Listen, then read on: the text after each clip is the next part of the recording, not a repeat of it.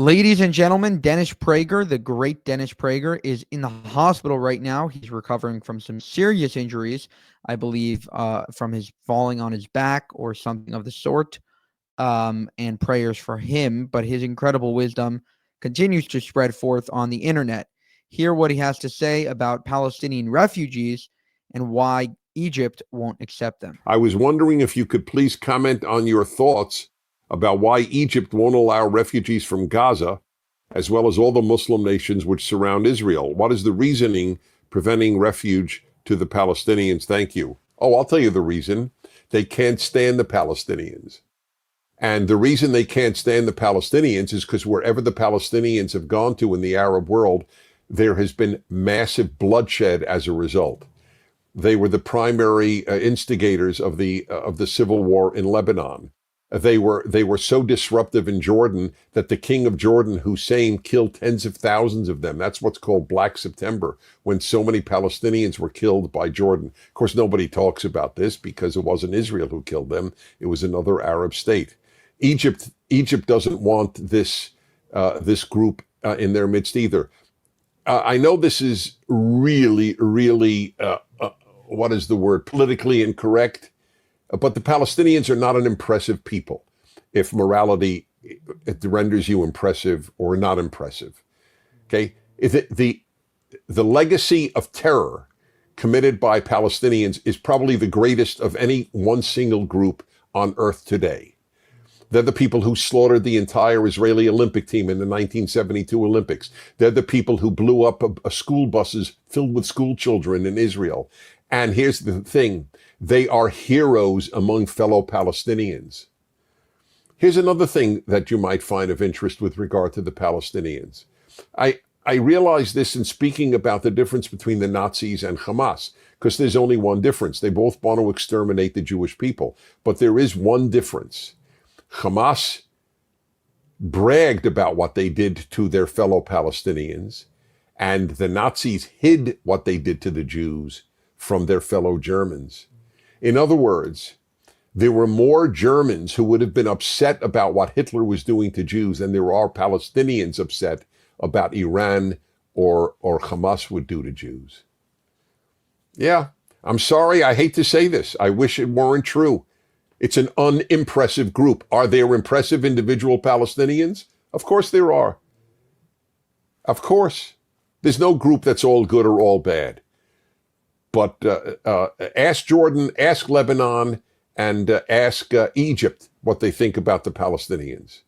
Don't ask the Israelis. In fact, the Israelis were much kinder to Palestinians. In fact, ironically, there are one-fifth of all of Israel are Palestinians, ironically, Palestinian Arabs. But they have become used to Western civilization and to tolerance and to openness, and notice that they have not sided with Hamas, but the Palestinians outside of Israel have. That's in fact, every poll done by Arab polling has shown that Israeli Arabs are more pro-Israel now than at any time since Israel was established. None of this would, however, be known to most people because they don't report this. And of course, you know, there's such a desire to say, oh, you know, there are beautiful Israelis and beautiful Palestinians and ugly Israelis and ugly Palestinians. Of course, that's true. But as in the sum total, you know, a lot of Palestinians were driven to Israeli hospitals if their kid had cancer. Yeah, Israelis, Jewish Israelis would be driving them. One of the reasons that the Israelis were so hurt by what happened October 7th, aside from the evil that took place, was the disappointment. Because so many from Gaza had been working in the homes. They would cross the border and be treated beautifully by Israelis over the course of years. But they were taking notes about where the shelters were, where an Israeli could hide in terms of attack. And that is one of the ways in which the butchers of October 7th found Israelis. So that's why Egypt doesn't want Palestinians inside of Egypt. All right, a brilliant take by Dennis Prager. You might be asking yourself, why is this relevant?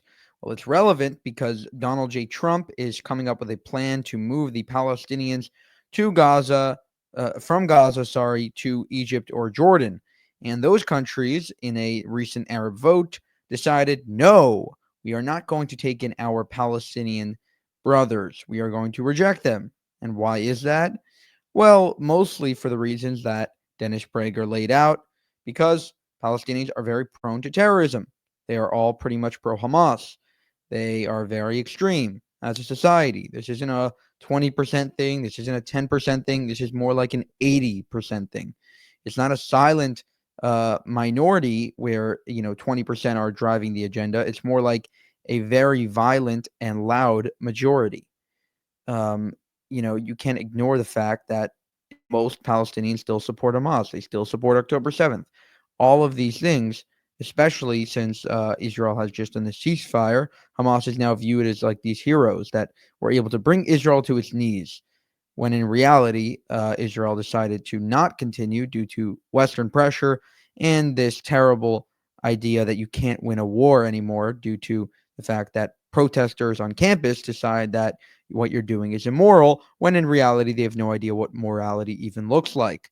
For more, you can subscribe to this channel. If you want to help us make more of these videos, you can go to buymeacoffee.com/JewishUncensored. That's buymeacoffee.com/JewishUncensored. Again, we're providing tens of videos on social media every single day, devoting hours of our life to combating the anti-Israel narrative, and any support would be appreciated. Thank you, and have a good one.